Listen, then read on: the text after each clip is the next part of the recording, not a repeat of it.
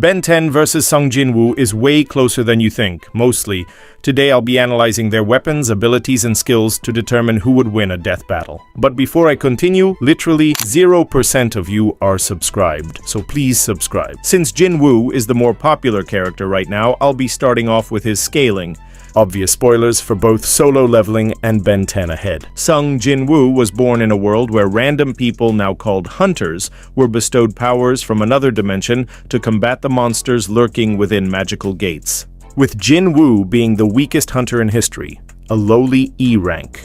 But Jin Woo's tides quickly changed as he was chosen by Lord Ashbourne, the Monarch of Shadows, to be his successor, with Jin Woo gradually leveling up to fully harness such great amounts of power. The Monarch of Shadows' power allows him to resurrect any creature he wants to join his shadow army, which currently contains millions of shadow soldiers. With the strongest being Tusk, Baru, Igris, and Bellion, the army has ranks from normal grade to Grand Marshal, with grades as low as General being able to defeat any S-rank hunter in the world, and the Grand Marshal even being able to contend with Monarchs.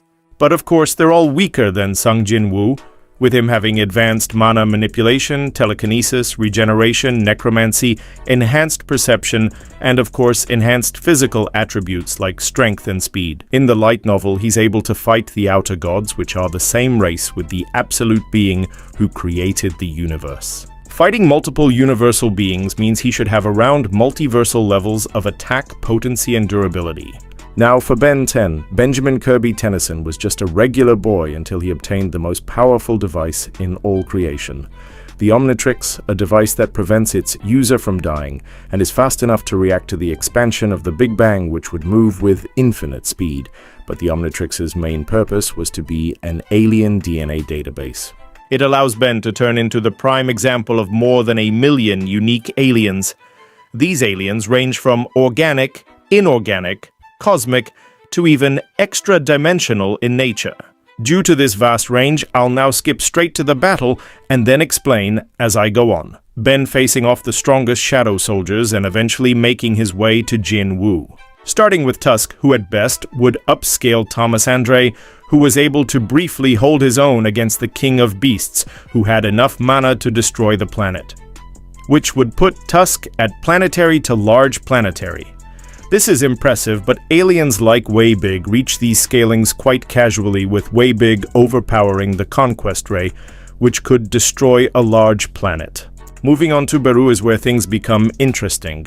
Baru was able to travel across the infinite universe in a finite amount of time, which is the definition of infinite speed. Although he does state that the journey was very long and difficult, which means it probably took him a few weeks to months to get to Earth. This is far faster than most of Ben's aliens, but Jetray was able to travel across Ben's universe in seconds by accessing hyperspace, which basically means he can literally just ignore distance to get to his destination.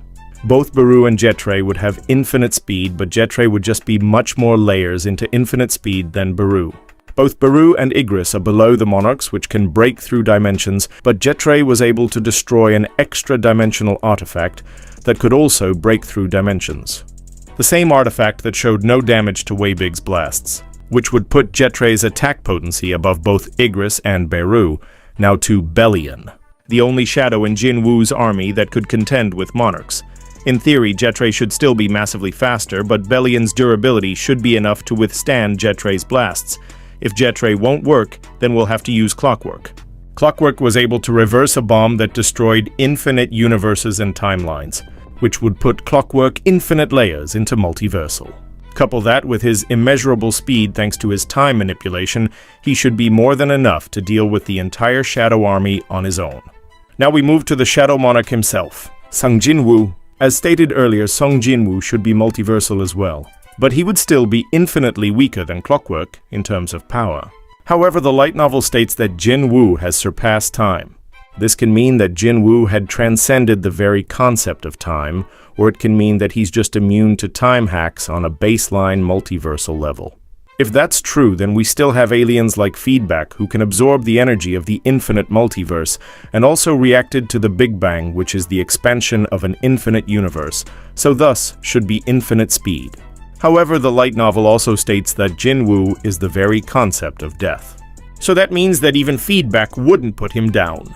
But if Ben actually used clockwork, would Jin Woo win?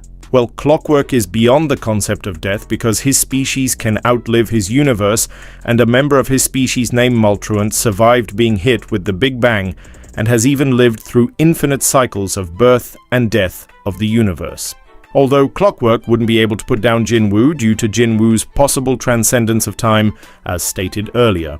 So with all this being said, Jin Woo would clear most of Ben's aliens and then stalemate with the top tiers. Well, except for Alien X. Celestial Zapians transcended the Ben 10 reality, which is at least 26-dimensional in nature, meaning they also transcended concepts like death as well. Even if Jin Woo trapped Alien X in his shadow realm, X could just break out or erase it completely because he's no stranger to creating and destroying infinite spacetimes. So if Jin Woo fought Alien X, it would be a total stomp. So that's why Sung Jin Woo versus Ben 10 is mostly extremely close. If you enjoyed the video, then like and subscribe to support the channel and suggest future videos in the comment section below.